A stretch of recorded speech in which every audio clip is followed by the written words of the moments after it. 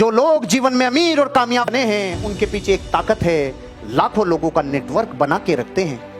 टाटा के पास 12 लाख लोग हैं, रिलायंस के पास 14 लाख लोग हैं, बाबा रामदेव के पास 5 करोड़ लोग हैं जो सुबह ऑक्सीजन लेते हैं और CO2 फेंकते हैं। ये कौन है? ये नेटवर्क है। बीजेपी के पास, कांग्रेस के पास, आपके पास, समाजवादी पार्टी BSP के पास नेटवर्क है। धोनी के पास, विराट कोहली के पास नेटवर्क है, अमिताभ बच्चन के पास नेटवर्क है। इस दुनिया का कोई भी अमीर और कामयाब इंसान जिन्हें लोग सौभाग्यशाली कहते हैं, उनको जाकर तो देखो, पूरा जीवन लगा दिया लोगों को बनाने में, लोगों से मिलने में, लोगों से रिश्ते मेंटेन रखने में, लोगों को डेवलप करने में, उनकी हेल्प करने में, नेटवर्क बनाने में मदद कर दिया। नेटवर्क पे एनर्जी लगाते हैं। धीरू भाई अंबानी के पास एक लड़का आया जो जनरल मैनेजर की पोस्ट के लिए अप्लाई किया था, लेकिन उसके भाव इतने बढ़े हुए थे क्योंकि वो बापू था। उसकी इंटेलिजेंस बहुत जबरदस्त इंटेलिजेंस थी, लेकिन धीरू भाई अंबानी का नेटवर्क बहुत बड़ा था।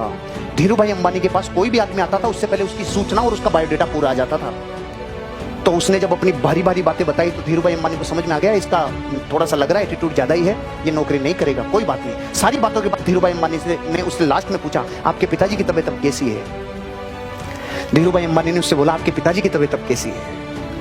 पिघल गया रे, पानी हो गया। अरे बाप रे, इतने बड़े आदमी को मेरे पिताजी की तबीयत 1 महीने पहले खराब हुई है, ये बात पता है।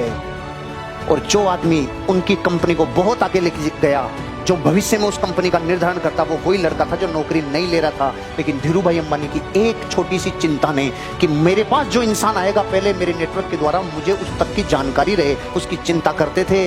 इसलिए धीरू भाई अंबानी बने। लोग कहते हैं भाग्यशाली था। पेट्रोल पंप पे पेट्रोल भरने वाला आदमी कितना सौभाग्यशाली हो सकता है? इतना भी हो सकता है क्या कि दुनिया के टॉप रिचेस्ट लोगों में शामिल हो जाए वो आदमी? ये कब होता है? जब आप अपने भाग्य के लिए निर्माण खुद करते हो, आप अपने जीवन में नेटवर्क बनाते हो। खुशकिस्मत लोग लोगों को नेटवर्क बनाते हैं, उनको जोड़ते हैं और उनको विकसित करते हैं।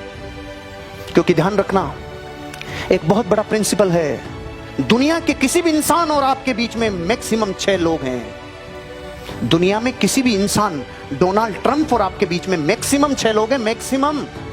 दुनिया की महान से महान अपॉर्चुनिटी और आपके बीच 6 ही लोग हैं, 6 ही। कहां से कहां और कहां से कहां जीवन निर्माण हो जाता है, आप कल्पना नहीं कर सकते। एक लड़का था जिसका नाम था दिलीप। वो लड़का, उसके पिताजी की डेथ जल्दी हो गई। वो केवल म्यूजिक बजाना जानता था। वो छोटा मोटा काम करने लगा, थोड़ी शादी ब्याह में जाके गाने लगा, कुछ कहने लगा, कुछ म्यूजिक देने लगा। फिर वो जाके एक बार अपनी फ्रेंड थी उसकी, शारदा, उसकी पार्टी में गया तो वहां पे आया था एक व्यक्ति जिसको लोग दुनिया मणिरत्नम के नाम से जानती है। शारदा ने इस लड़के के बारे में सिर्फ स्टोरी उसको बताई, मणिरत्नम को। मणिरत्नम ने उसकी परफॉर्मेंस को देखा। एक दिन मणिरत्नम ने उसको बुलाया और बुलाने के बाद उसको मौका दिया रोजा फिल्म में। और दुनिया अब उस दिलीप को AR रहमान के नाम से जानती है। अगर वो दिलीप नाम का लड़का अगर शारदा लड़की के यहाँ मिलने नहीं जाता और उससे उसके रिश्ते नहीं होते तो मणिरत्नम मिलता क्या? नहीं मिलता ना। आप अपने जीवन में लोगों को खोना नहीं, अच्छे लोगों को हमेशा डेवलप करते रहना, उन पे इन्वेस्ट करते रहना।